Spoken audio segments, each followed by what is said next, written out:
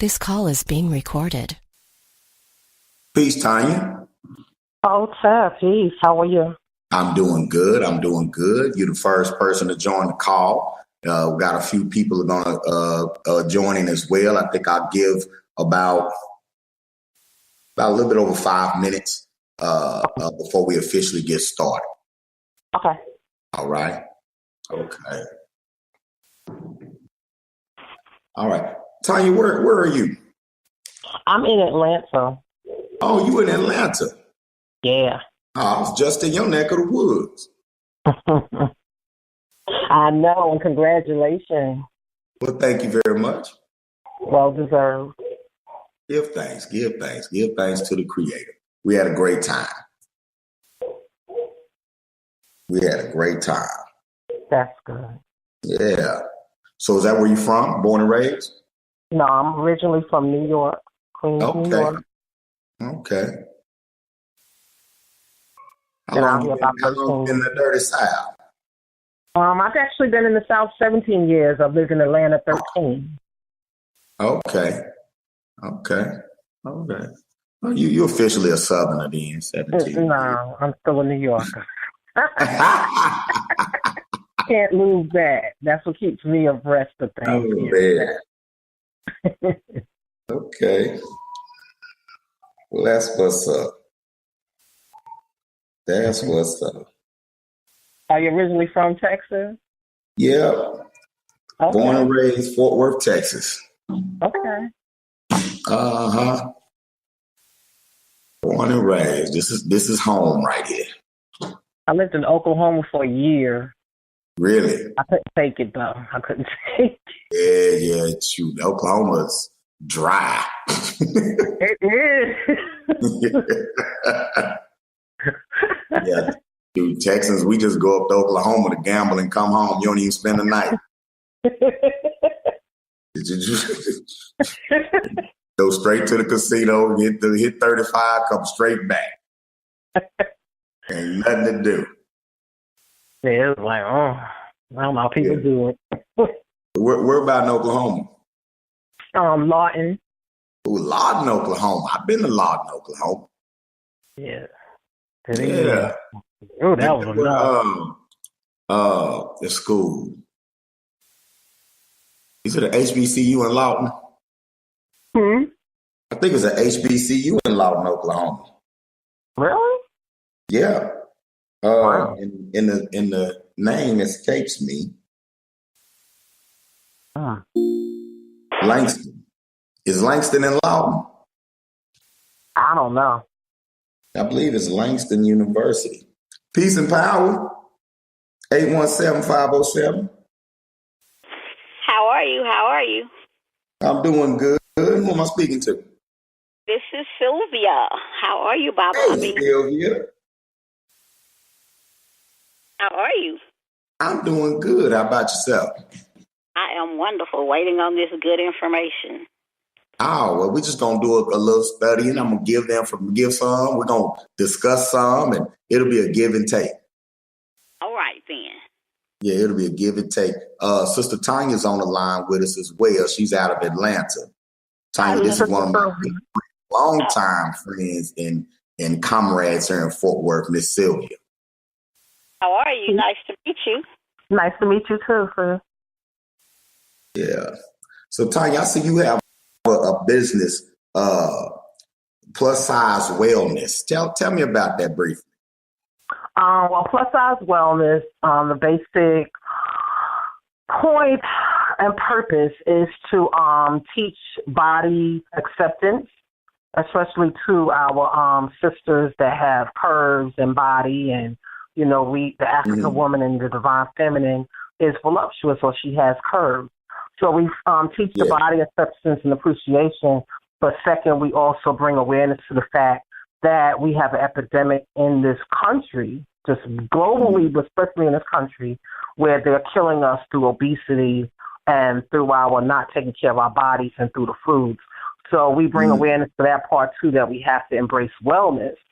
And part of it is me being the prime example, as I'm on a quest to embrace my wellness again and come back into my wholeness. So yeah, Okay. I'm off for a digital magazine. We're actually getting ready to start a print magazine in January. Have an expo coming up next year, and we're doing some big things. Okay. And see, you and Sylvia should link up. Sylvia's also a journalist here. She's been doing a newspaper here in Fort Worth for how long, Sylvia? Ooh, about 15 years. Wow. Yeah. Good. Sylvia, tell us a little bit about what you have going on. Huh? Tell us a little bit about what you have going on. You just never know who you might meet. Well, that is the truth. Well, right now I am about to launch a business glossy magazine. And then I started a women's network called Business Women United Network for businesses to come together and network women. Sorry, Baba. It's all right. I'll just say to my wife. She'll tell me everything y'all talk about. So those are going to be launching in March of 2018, since that is Women's History Month, or what celebrate as Women's History Month anyway. Yeah. Okay, that's what's up. So y'all need some. Tanya talking about the expo and you with the networking with Black business women. That's 2 Black business women on the call. It's like some networking that already happened at that. That's right. That's right. I'm glad I saw your post. All right. Well, you can still give her my contact information, but this, you know my cell number, right? Yes, I have your cell number. Okay, because this is my home number. So. Okay.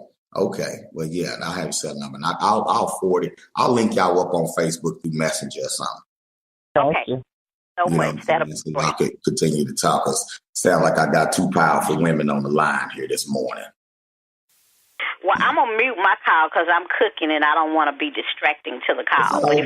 It's all good. Yeah, and I'm going to go ahead and get started. All right.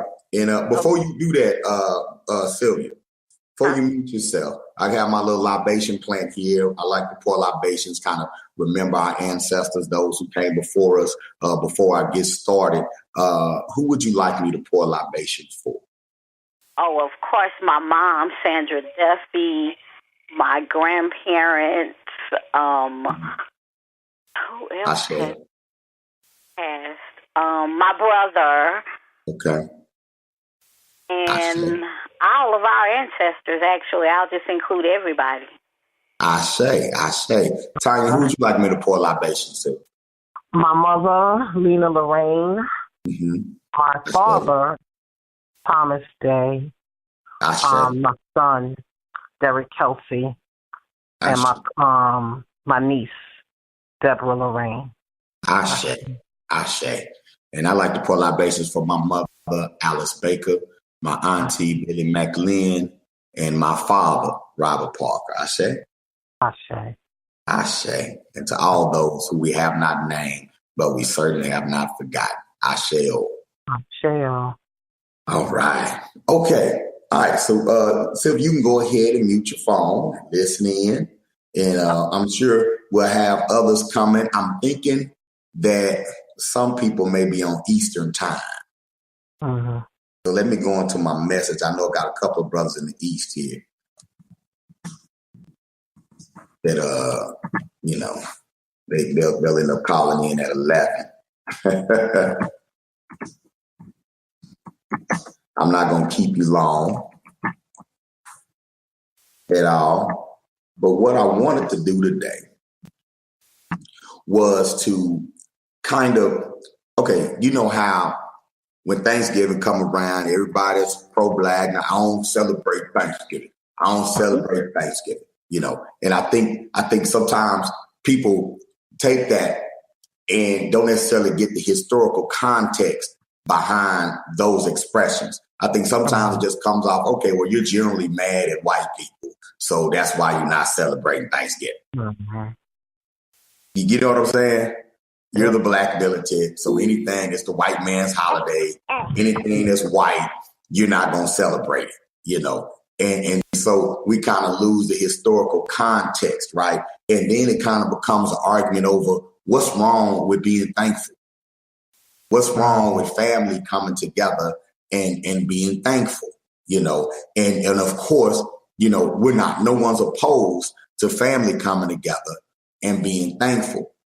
And I think that it's not, and I think we have to do a better job of making it clear. And some of you may be that person in your family that teaches the history that comes with the black stuff. Anybody on the call been accused of coming to the table with that black stuff?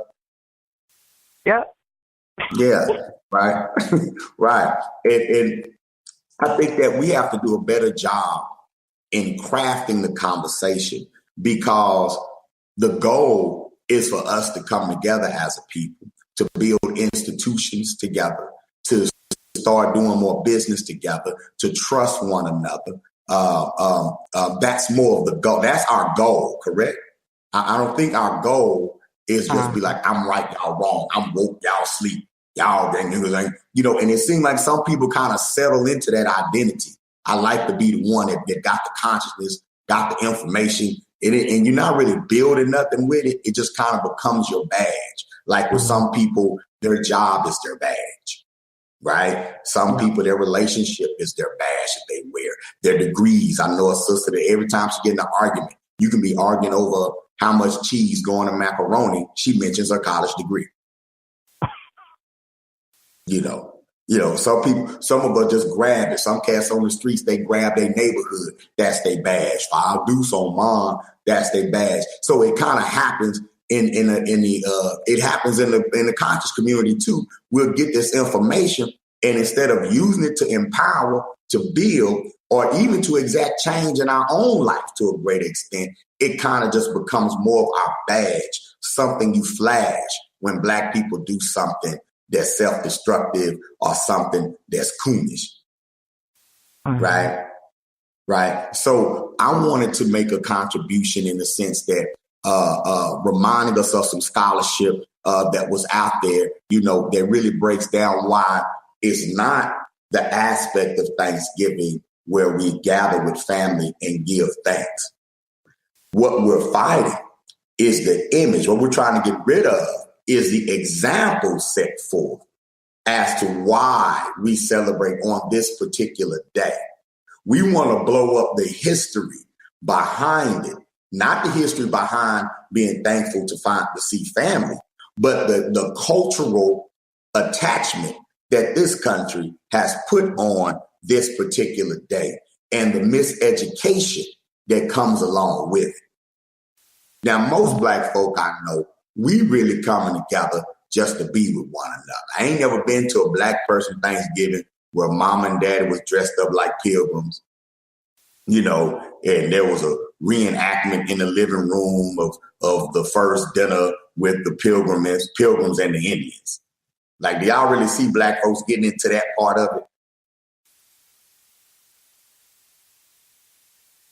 Right? No, not really, right? But we did grow up, and they still get it in school, where we had to color the little pilgrim picture. And they talked about it in social studies class about how the pilgrims came over on the Mayflower, landed at Plymouth Rock, and that the Native Americans showed them how to plant corn, and in return, the pilgrims were teaching them higher technology and how to be civilized, and they all came together and had a meal in November, and that was when Thanksgiving was born, between the friendship of the white pilgrim and the red man, the Indian, and then you had this picture of the courageous, adventurous yet pious pilgrim, this religious and spiritual people who came over here looking for a new world, escaping religious persecution in Europe. And they came over here in search for freedom. And from that journey, ultimately, the United States would be born some 100 years after the Mayflower. Everybody familiar with that story? Yes. Mm-hmm. Right? And so we have our Thanksgiving plays every year and that sort of thing. And the propaganda tool that embeds in our minds. It's basically absolving the United States of theft. It's basically taking a theft, a murder, a kidnapping, and turning it into a mutual meeting. It's kind of like how everybody's on the media right now accused of sexual assault, and they're saying, no, it was consensual. Well, that's what the cultural example that's attached to Thanksgiving is. It's an assault that the perpetrator is claiming was consensual. Right? And so it's that hypocrisy.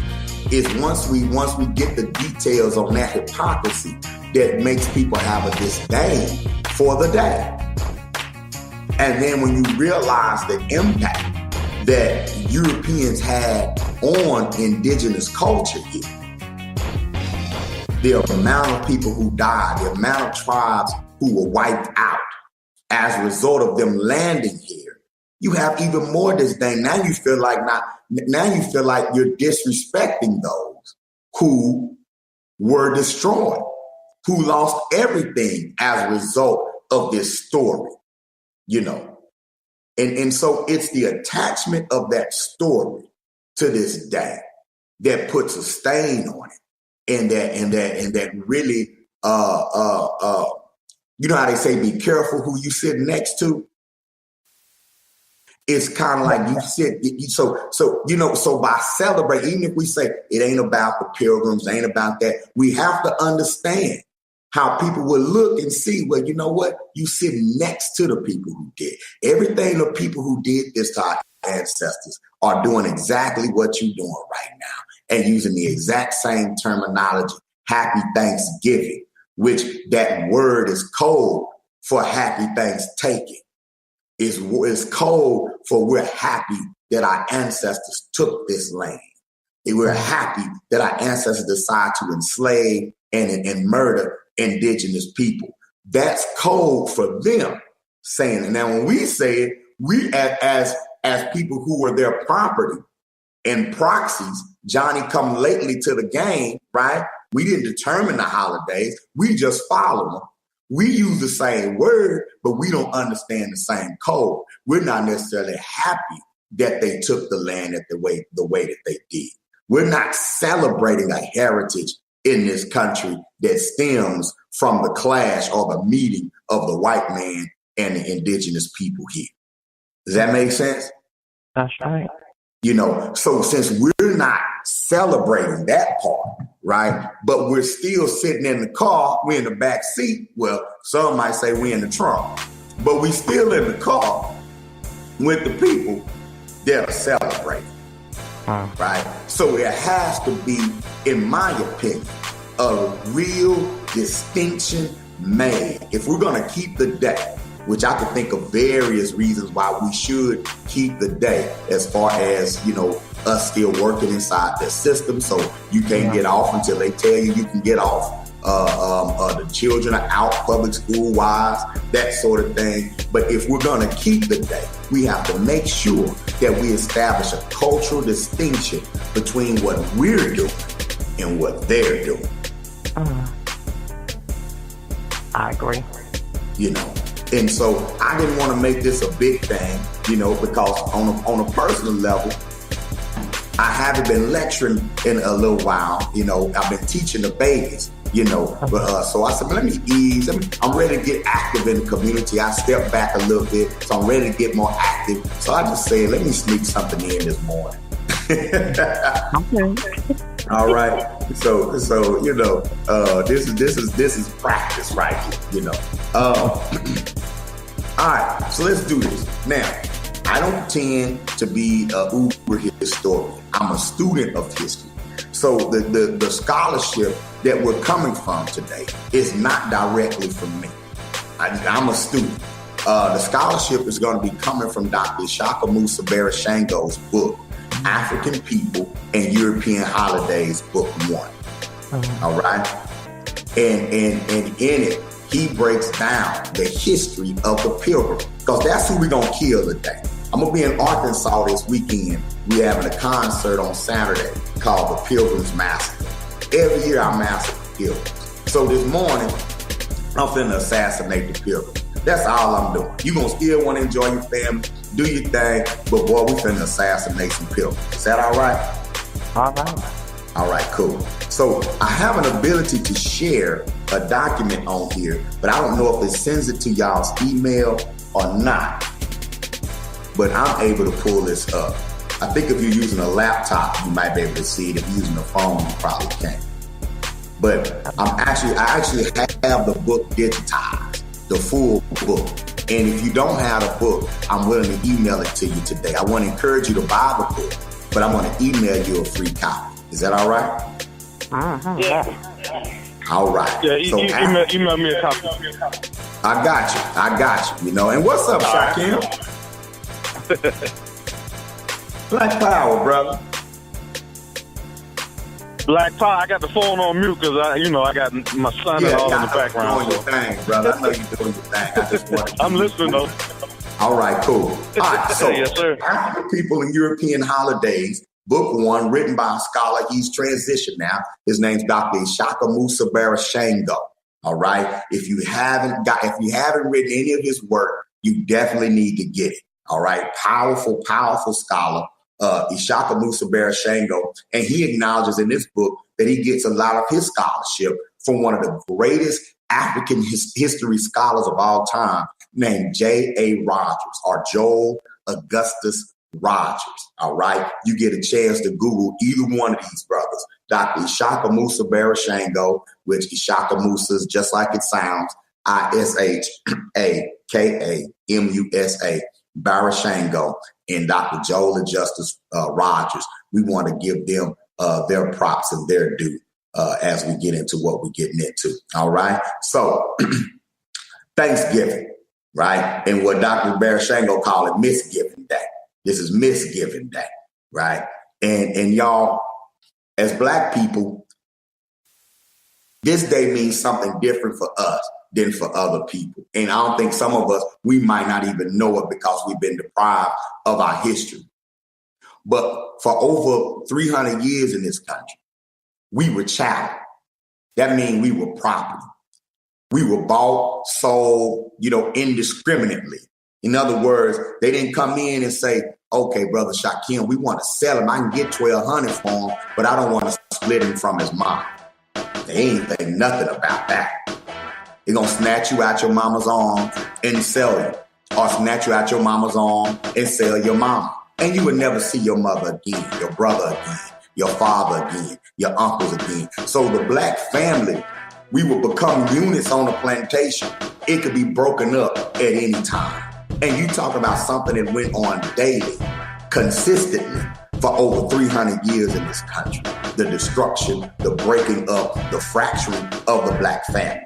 To the point to where the number one thing Black people did after slavery was to begin to travel to try to find their families that were sold off. To try to find a sister that I heard was sold to Virginia, or this brother that I heard they sold him in Texas. So now I'm trying to find and connect and bring the family together. So Black people have a special, as Africans anyway, because family is an African science, we have a special affinity for family. But due to our ma'afa and experience in America, we have an even more stronger connection and affinity to come together because of the centuries that we had to endure, where we were being split apart. And you didn't have the mobility unless you escaped to go and find your loved ones.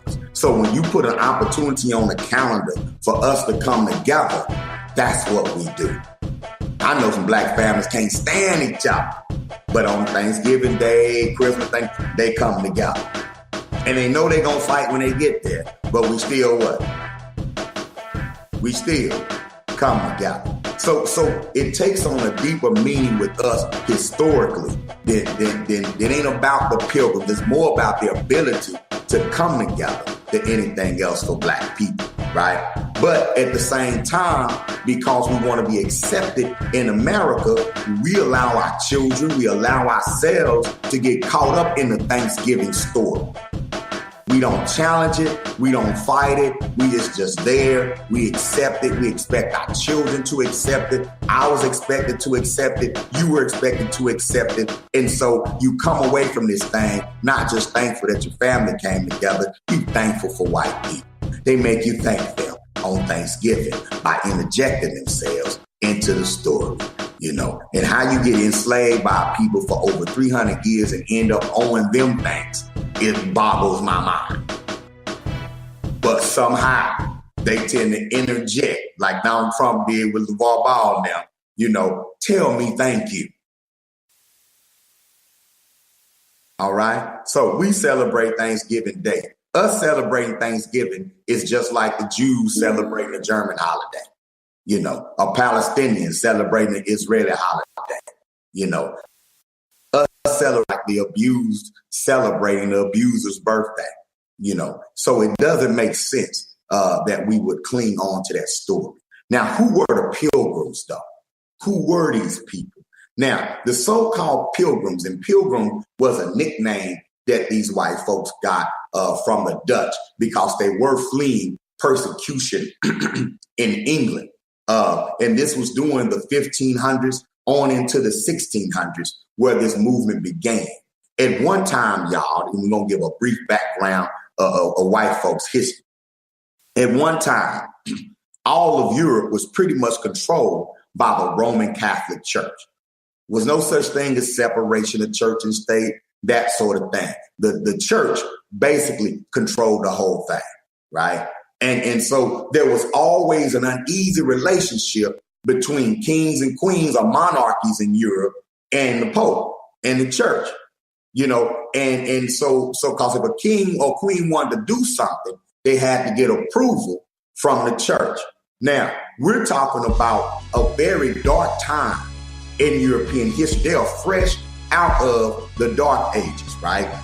They are fresh out of a period where almost a third of their population had died and been destroyed, right? They had been cut off from access to Africa.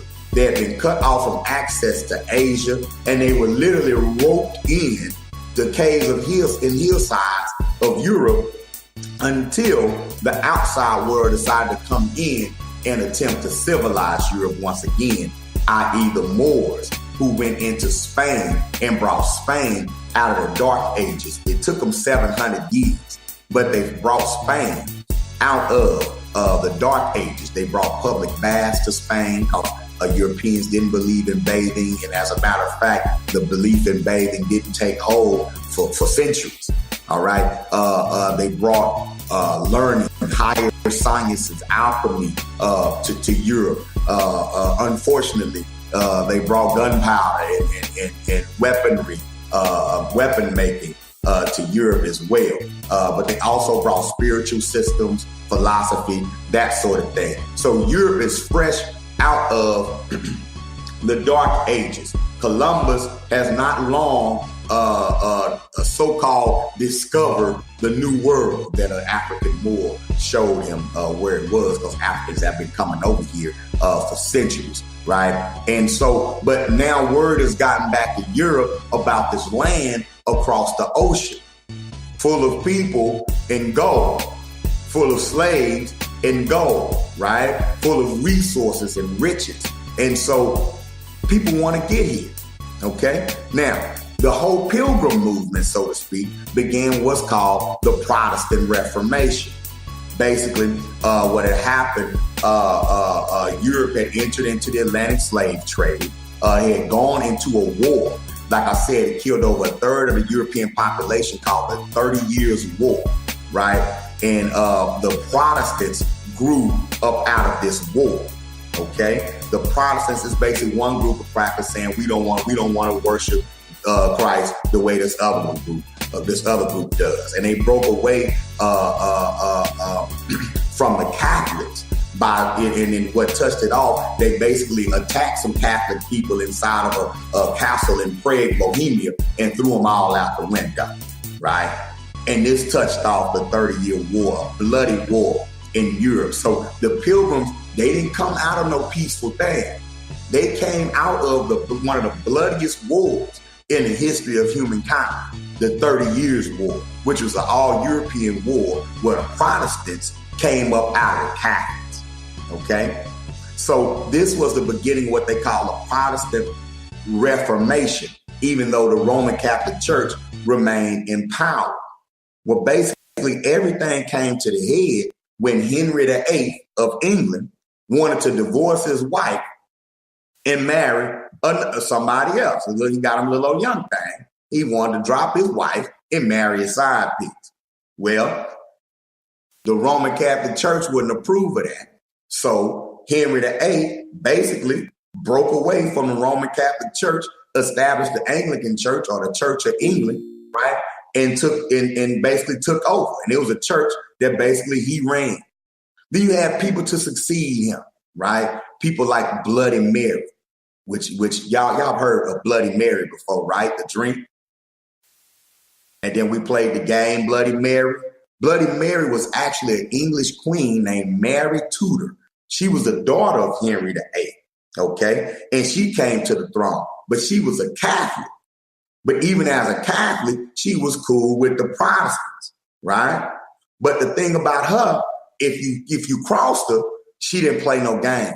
And she had got into it with the Protestants, and she took 300 Protestant leaders and chopped their head off, sentenced them to death. That's how she got the name Bloody Mary. So you got, man, ancient Europe wasn't no joke. It wasn't no joke, right? So Bloody Mary chopped off heads. But after Bloody Mary, Queen Elizabeth came to the throne. Now, Queen Elizabeth is the first English monarch to really get engaged in the Atlantic slave trade, okay? And this was around 1558. She ruled from 1558 to 1603, right? And so Queen Elizabeth comes to the throne, and, you know, they call her the Virgin Queen because she never had a husband. Now, we know that don't necessarily mean she was a virgin.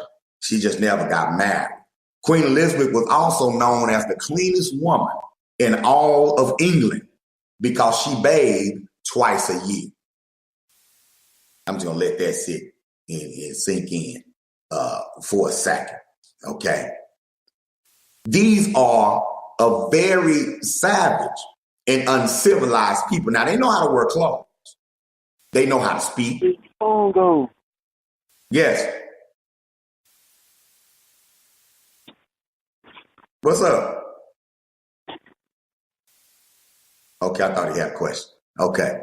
But yeah, they know how to speak, all that. But they still have not learned how to carry themselves as human beings. Okay? They still hadn't learned how to bathe, how to keep themselves clean, how to keep themselves healthy. You know, the bubonic plague hit Europe simply because of how dirty Europe was, right? Now, he puts a quote in here because he pulled this from directly from them, directly from white folks' books about their own history. And he has a quote in here. Let me see. Where does this quote come from? Let me do the quote. Basically, this is a quote illustrating Europe's attitude towards soap and water during these days, right? In all Europe, with the exception of a very few of the same articles of clothing were worn for months. Let me say this again. In all Europe, with the exception of a very few, the same articles of clothing were worn for months, years, or even generations. The air of London was foul with the odor of slaughtered cattle and the smell of latrines, toilets, filled the air. London tenements, which were generally overcrowded, had but one toilet for all its occupants. Many houses had none at all and emptied their dung into the yard or out in the street. In fact, many so-called Christian saints prided themselves on avoiding water. It is said that many of the women in Europe in the 16th century had no care to keep themselves clean except in those parts that may be seen remaining filthy under their linen. Okay? This came from Dr. J.A. Rogers, okay?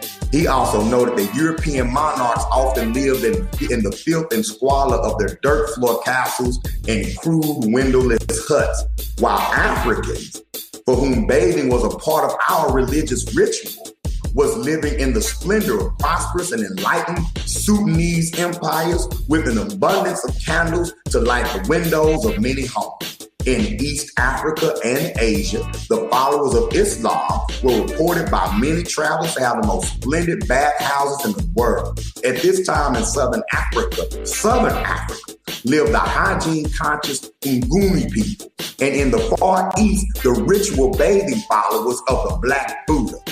Look at that contrast. So let's kill this noise about this being a time of high development in Europe while Africans were in Africa waiting on white folks to come put us on slave ships. You had a very savage people in Europe that were unclean, that were very violent. How did Mary Tudor treat the Protestant leaders? She executed 300 of them and got the nickname Bloody Mary. But Queen Elizabeth came from her. She continues to prosecute these Protestants. And the argument wasn't over. It wasn't that the Protestants were nonviolent or these pure people. They just didn't want to be told what to do by the Roman Catholic Church. Okay? Now, that's important to establish so we know what type of people were coming over here. They didn't get vicious when they got here. They were vicious before they came. They came up off of 30 years war.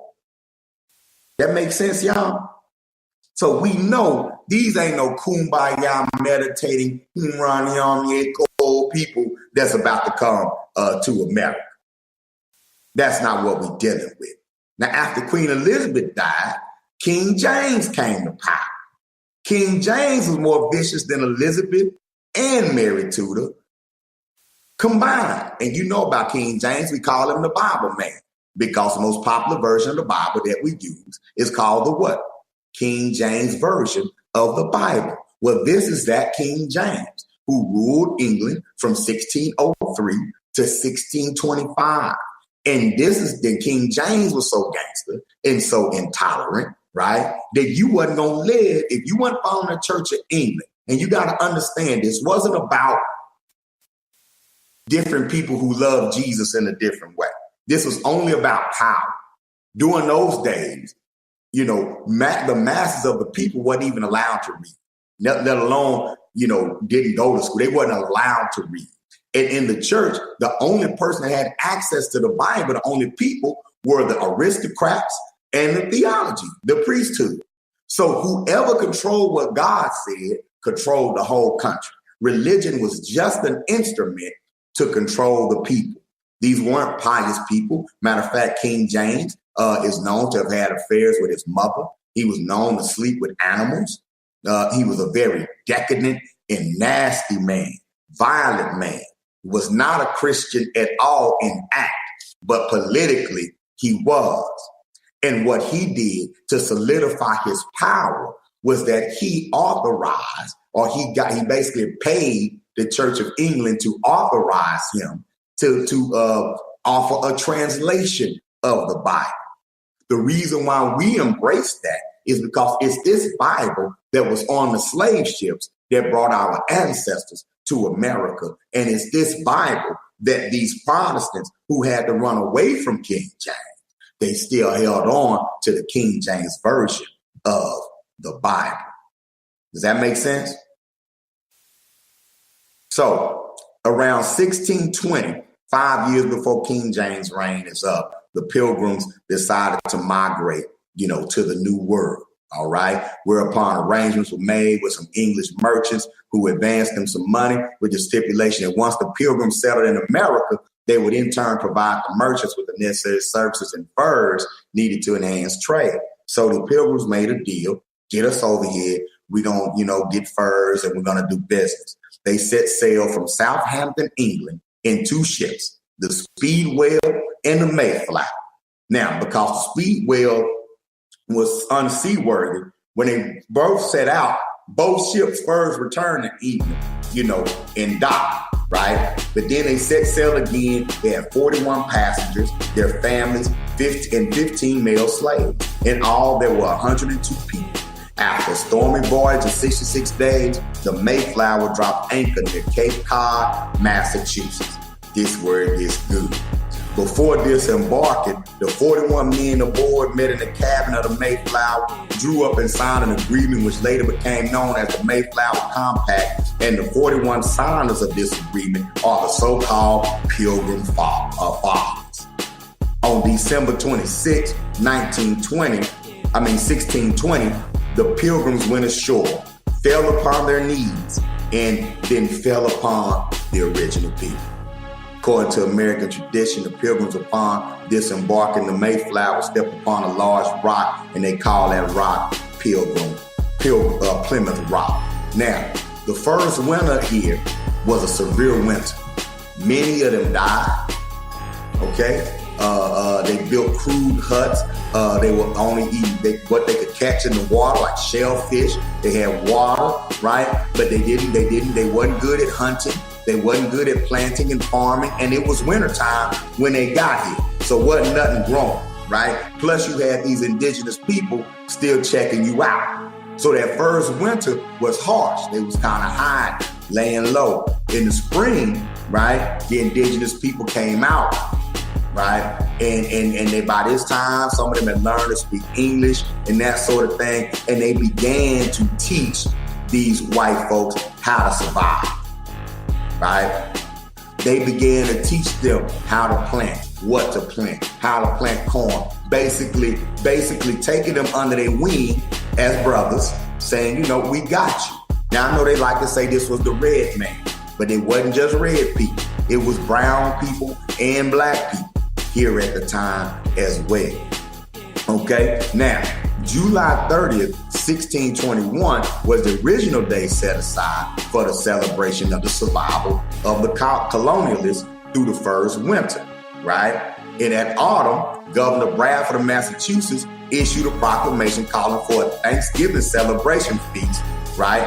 That would last for 3 days, and during this time, the Pilgrims, along with the Indians, would feast on wild turkey and deer. Of course, the Indians supplied the turkey and the deer. Okay. Now, this Plymouth colony in Massachusetts was the second settlement in North America. The first was Jamestown, Virginia, named after King James. Virginia named after the Virgin Queen Elizabeth. So Jamestown, Virginia, understand, Jamestown is named after King James. Virginia is named after the Virgin Queen Elizabeth, both slave traders. Okay? Now, this stuff is important to us because 1 year before the Mayflower, in August of 1619, 20 Africans aboard an English ship was exchanged in Jamestown, Virginia for food. The first recorded Africans being sold in the United States was August of 1619, 1 year before the settlement in Massachusetts, where so-called Thanksgiving was born. So where were you during the first Thanksgiving? Okay. In the year 1624, Anthony and Isabella, 2 Africans, gave birth to a boy who will be the first enslaved African born in the English colonies. Just to remind us that we didn't come over here on the Mayflower. All right. So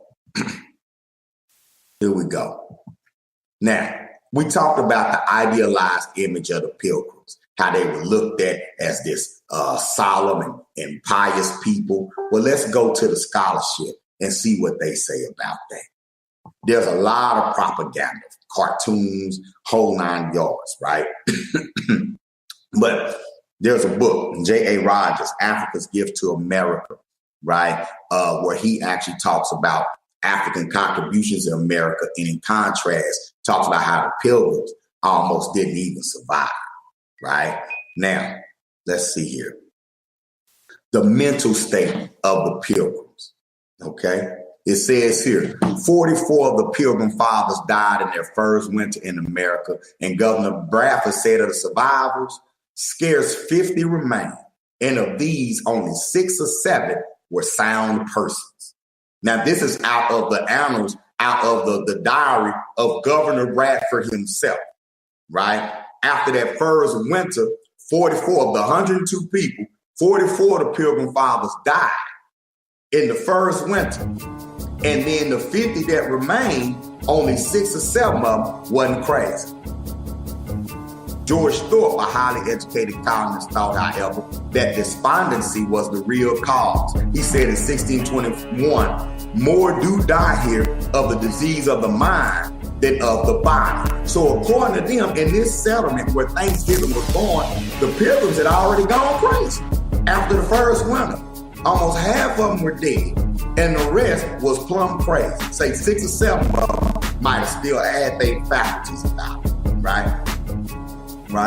So it says at their first Thanksgiving celebration in 1621, there were only 6 or 7 sane people left in the whole colony. The rest were mentally deranged. In other words, just plain crazy. So these folks, these wasn't no folks that had conquered the environment and built up a settlement. These people were dying and going crazy. So that first dinner, you had 6 or 7 so-called pilgrims and crazy people running around thinking that they chickens and stuff. So just imagine what that scene was like. Another thing that was written about in a book called The General History of Virginia, okay?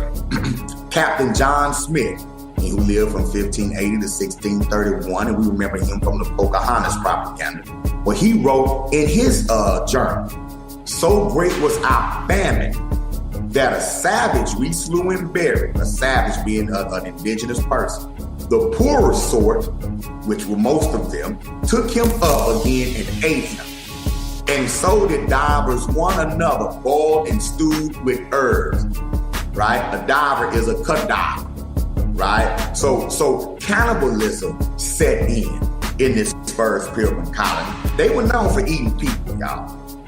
And one amongst the rest did kill his wife, powdered her, and had eaten part of her. So you got people killing their spouses, seasoning them, and eating them. Okay? Neil E.D. quotes the Virginia Assembly of 1623 in its complaint against Governor Thomas Smythe. This is an official complaint written at that time. One man killed his wife to eat, for which he was burned. They killing each other, eating each other. Then the same ones are trying to punish the ones that are being cannibals. They burning him alive. So you got death, what? Everywhere. It says, many fed on corpses. Other instances of eating corpses and killing Indians and eating them occurred as late as 1846.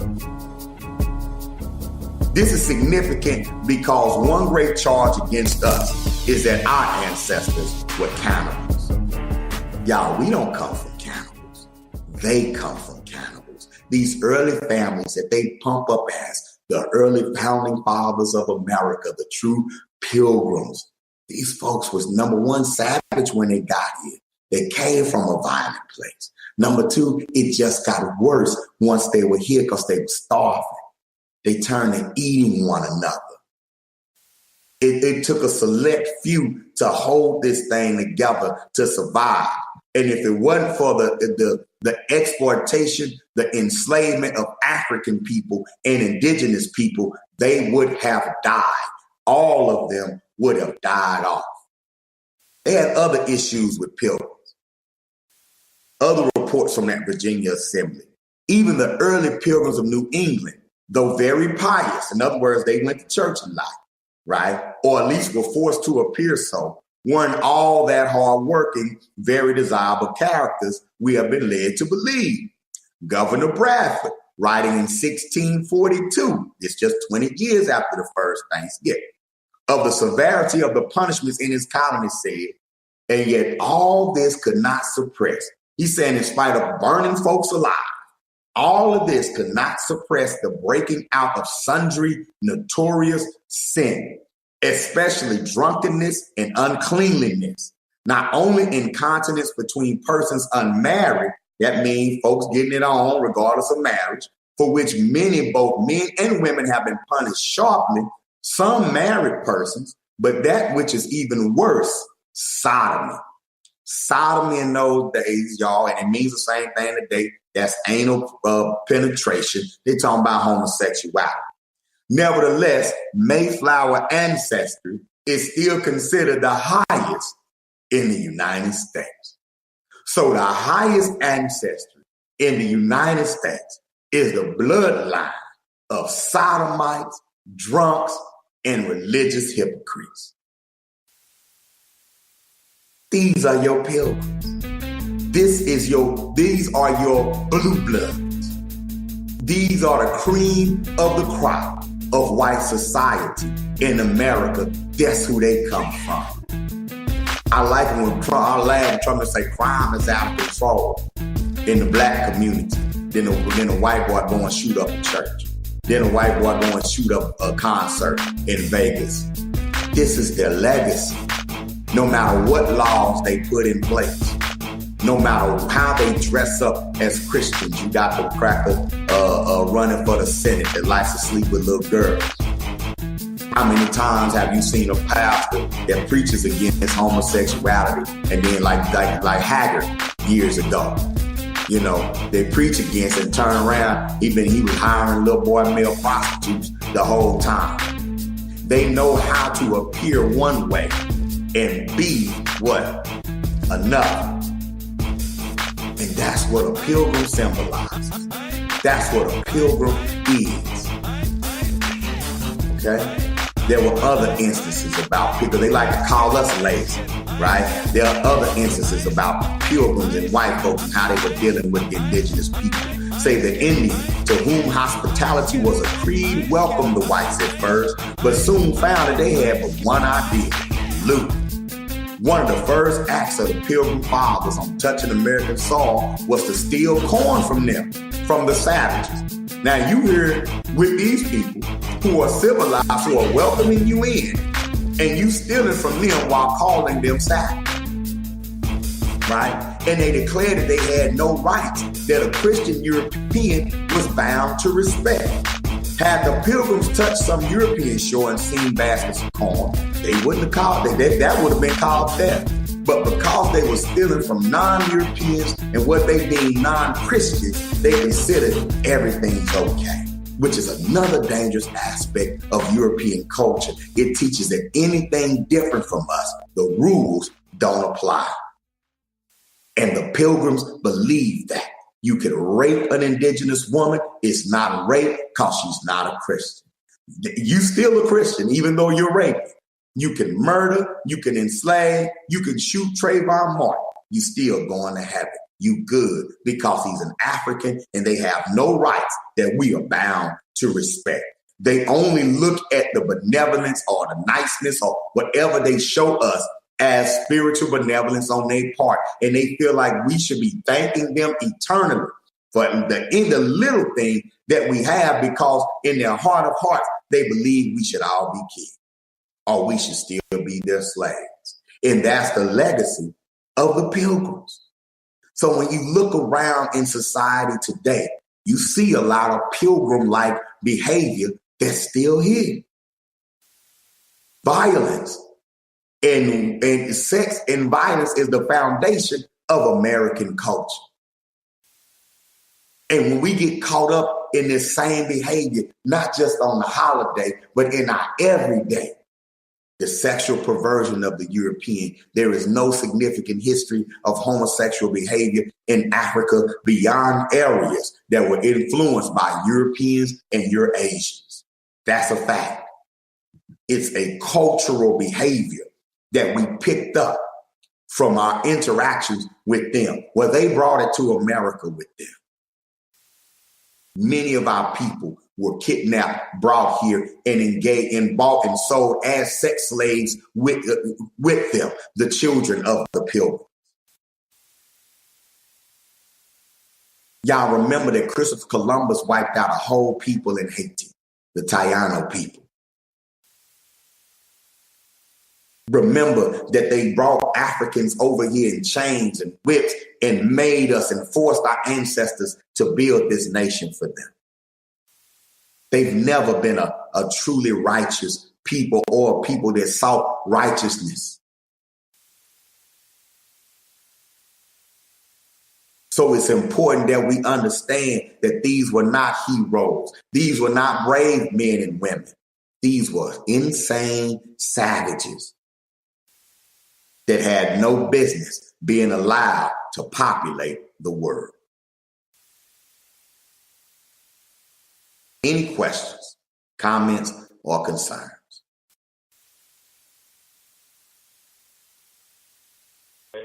Sound real deep what you was going into. So, you know that show, The Tudors? Was that like based off of the relative of that queen you were talking about? You breaking up just a little bit, brother. You said who now? I was saying you was going real deep, and then I said, so was that show The Tudors based off the relative of that queen, or yes, that you were talking about? The Tudors. Yes.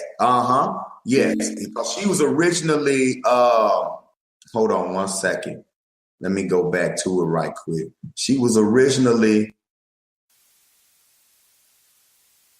I think, Scottish. Yeah, see, they don't even talk about the Scottish and slavery.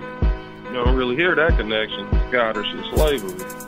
Yeah, you know what I'm saying? And you know, they were all mixing in there together, the Scottish, the English, you know what I'm saying, even the Irish. The Irish and the English haven't always been at odds, you know. But they, you know, they married for power, they joined families to consolidate against common enemies, you know, that sort of thing. They were in a constant state of war in ancient Europe. Like people gotta understand that whites were so desensitized to violence coming out of Europe. They were closed into Europe for centuries during the Dark Ages. And it was a bloody place. It's like, you know, when they impose sanctions on countries, you can't trade, no one in, nothing comes out, that sort of thing. Imagine being closed into an area where the food doesn't grow, where there's literally not enough for everybody. That's where they came from, you know. And so they brought that attitude, that Northern Cradle attitude, and studied Sheikh Anta Diop's work on the two cradle theory. They came out of that Northern Cradle with cultural norms that the rest of the world wasn't ready for. They were not ready for the level of viciousness that the Europeans brought with them. And I'm not being spooky. I'm saying they had to develop that wickedness in order to survive Europe. So when they began burning Africans alive, burying Africans up to their neck and putting ants on them, and splitting pregnant African women open and letting the baby drop out and stomping the baby's boot heel, these were all things that they already did to each other. They didn't invent that for black people.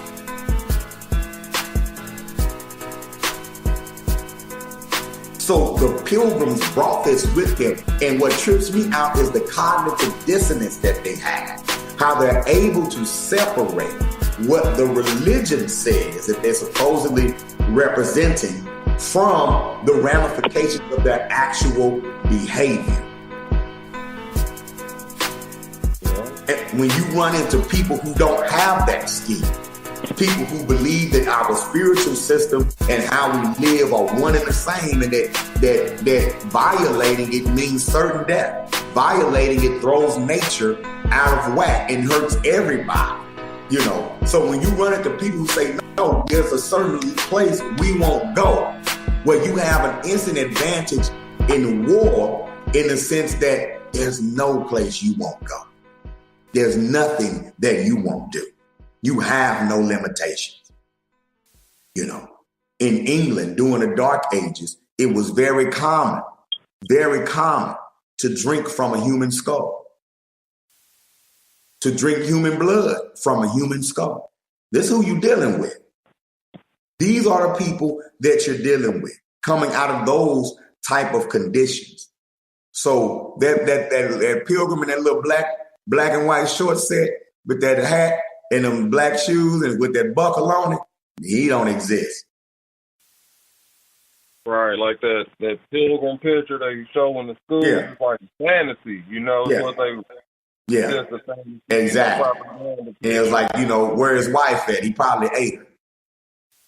Right, that should be the real picture, bodies on the table cut up and everybody looking scroungy. Yes. So there were Thanksgiving dinners where indigenous people were the meal, not the guests. Mm. There were Thanksgiving dinners where the ball that they went outside and played with was the head of an indigenous person that the children would kick around, fight over. These were mentally deranged people. I don't want that side of their history really publicized. Well, that's what we teach at the Uhuru Academy. That's the Thanksgiving story.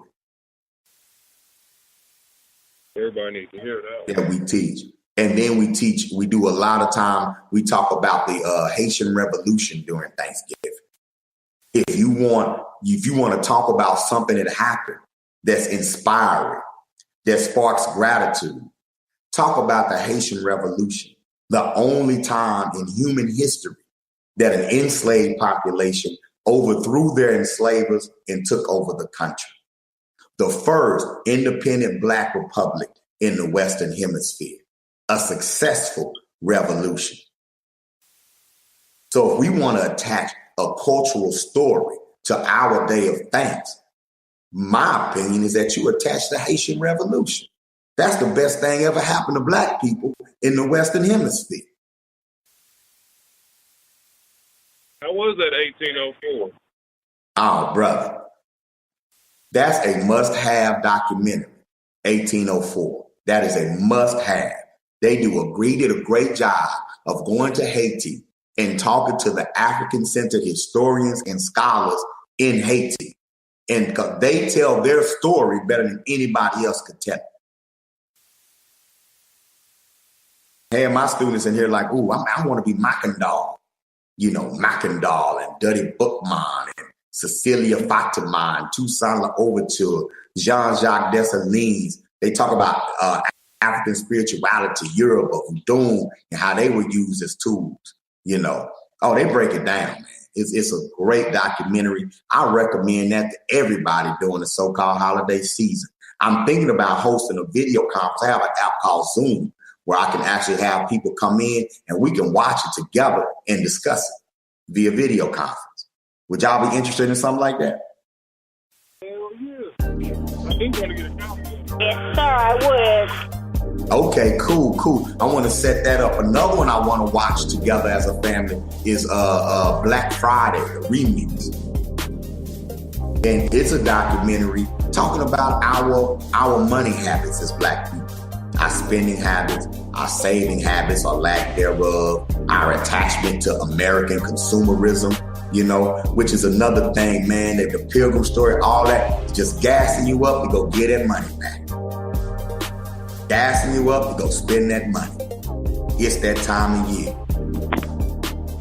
Rich white folks gonna get their stimulus package. And we have to detach from these images. We have to detach from this propaganda through education if we're going to truly, truly free ourselves from cultural slavery. Y'all feel me on that? Yes, sir. All right. So what y'all think, man? Just a quick lesson on the Pilgrims. Didn't want to go to, I want to throw some historical information out there. I'm going to send each one of you a digital copy of African people and European holidays of mental genocide. You can also find Dr. Barashango on YouTube. A lot of his lectures. He's my favorite lecturer to listen to during this time of year. Mm-hmm. If you haven't checked him out, I highly recommend that great ancestor, you know what I'm saying, to check him out. He did a lot of work on Thanksgiving, on Christmas, Easter, Halloween. He breaks it all down. And you can cross-reference him. He lists his resources, and I like going after the older scholars, pre-internet era, because they had to go into special libraries. They had to seek out and find rare books, and they had to list the books that they found them in. You know what I'm saying? And the older a resource is in history, the closer it was to the actual instance. So a lot of times you'll find that any story in history, the further you go back in that story, the more accurate that story probably is. So be wary of a lot of the new age historians that give you a version of history that makes you feel good, but it might not necessarily be what? The truth, right? Be wary of that. Look at those scholars who went and did that research, and look in the bibliography and look up the research yourself. But yeah, we just officially slayed some pilgrims today. Is that safe to say?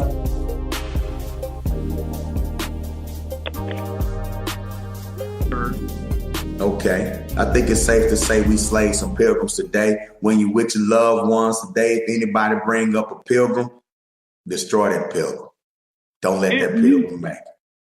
Do you notice how people some people get more violent around Thanksgiving too? What? Yeah. Around these holidays, period, and all these European-based holidays, people get violent. They get weird. Already been reading about killings and stabbings and family members going crazy with each other, all that shit. But that's the energy invoked at this time of year. That type of energy is invoked. If it wasn't for the natural,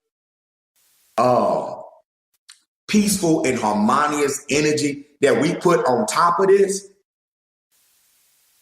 place would be even more crazy than what it was. If it wasn't for Black folk having a real conscience and really throwing our spiritual energy towards this place, I believe it will fall apart tomorrow, y'all. I really do. And I think they know that too. Right. It's a very fragile system. And they know. Yeah, they know that too. Because these folks hate each other. They're at war with each other. And the further we move away from them, the more they're going to attack each other. I say we just get out the way.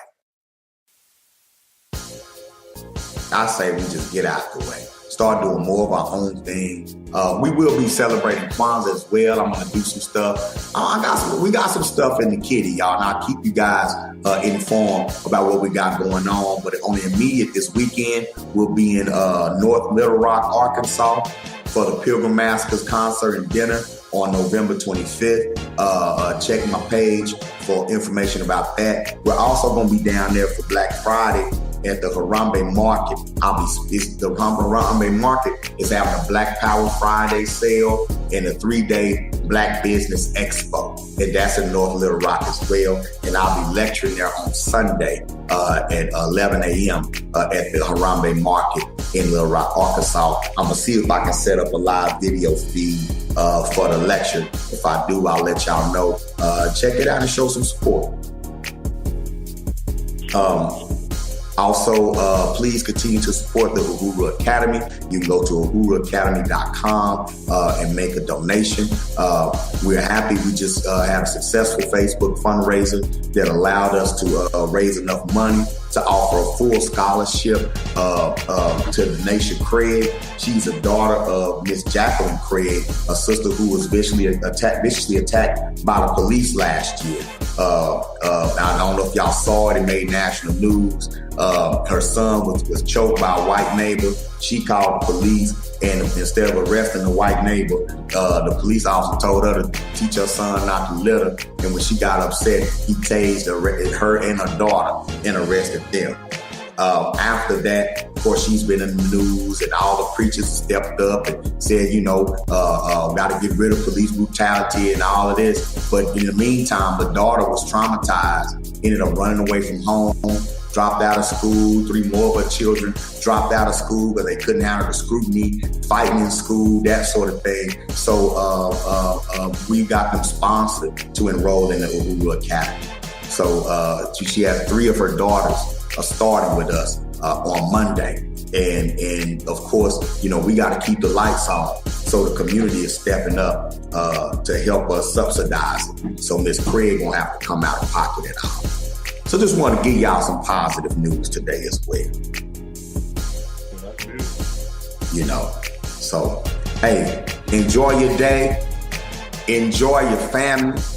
Remember, the best type of leader to be is an example. So be an example of how to encourage. Be an example of how to love. Don't be an example of how to be angry. Don't be an example of how to be a smart ass. Be an example. How does an African treat his or her family? And that'll make your people look at you and say, what it is that you want. Because the way you carry yourself, I want to carry myself like that. Ashe? Ashe. Peace and power, family. Feel free to go on Facebook and make a remark about our brief class this morning. I'm about to relaunch my adult African history class, so I could use some referrals and recommendations. Ashe? All right. Peace. Appreciate you, Baba. Amin. Appreciate you. Have a great one. Bye-bye. Peace, everyone. Peace. Peace.